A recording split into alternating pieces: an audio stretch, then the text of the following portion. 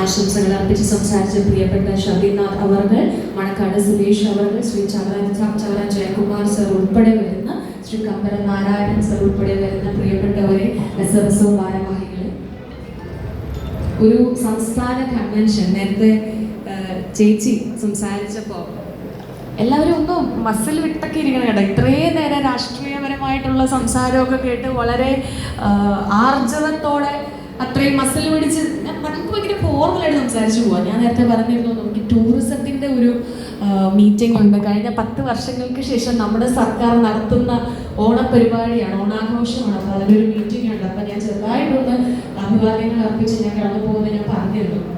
അപ്പോൾ പറഞ്ഞു വന്നത് കഴിഞ്ഞ 10 വർഷങ്ങൾക്ക് ശേഷം നമ്മുടെ സർക്കാർ അധികാരത്തിലേക്ക് എത്തിയപ്പോൾ കുറച്ച് സമയം മുമ്പ് ജിജു ചേട്ടനുമായിട്ട്, നിങ്ങളുടെ മുൻ ചെയർമാൻ ജിജു ചേട്ടനുമായിട്ട് സംസാരിച്ചു വന്നപ്പോൾ അദ്ദേഹം എന്നോട് പറഞ്ഞിരുന്നു 10 വർഷം പ്രതിപക്ഷത്തിരുന്നപ്പോൾ കുറച്ചധികം പേരൊക്കെ നമ്മുടെ സംഘടനയിൽ നിന്ന് തൊഴിഞ്ഞുപോയി. പക്ഷെ ആ സമയത്ത് നമ്മുടെ സംഘടനയെ ചേർത്ത് പിടിച്ചുകൊണ്ട് നമ്മുടെ സംഘടനയ്ക്ക് വേണ്ടി പൊരുതി നിന്ന ആളുകളാണ് ഇരിക്കുന്നത് എന്ന് പറഞ്ഞു. ഞാൻ പറഞ്ഞു 10 വർഷങ്ങൾക്ക് ശേഷം നമ്മുടെ സർക്കാർ അധികാരത്തിൽ വരുമ്പോഴും ആദ്യം പരിഗണിക്കപ്പെടേണ്ടതും ഈ ഇരിക്കുന്നവർ തന്നെയാണ് എന്നുള്ളത്.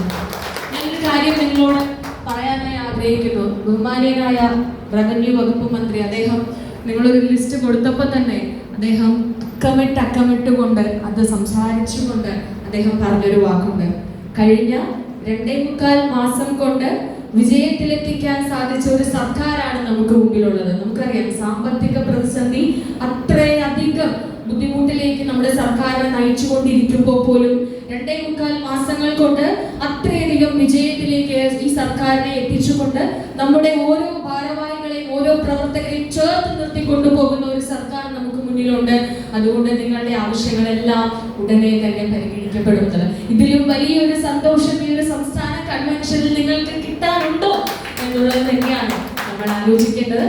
എല്ലാ പ്രിയപ്പെട്ടവർക്കും, SFSOയുടെ എല്ലാ ഭാരവാഹികൾക്കും, പ്രിയപ്പെട്ടവർക്കും, ഈ ഒരു സംസ്ഥാന കൺവെൻഷന്റെ ഭാഗമായി നിന്നവർക്കുമൊക്കെ ഹൃദയാഭിവാദ്യങ്ങൾ അർപ്പിച്ചുകൊണ്ട് 1 മണിയായി, 2 മണിക്ക് അടുത്ത പരിപാടിയുണ്ട്. നിങ്ങളുടെ ചോറും ഭക്ഷണവും ഒക്കെ ഉണ്ടെന്ന് എനിക്കറിയാം.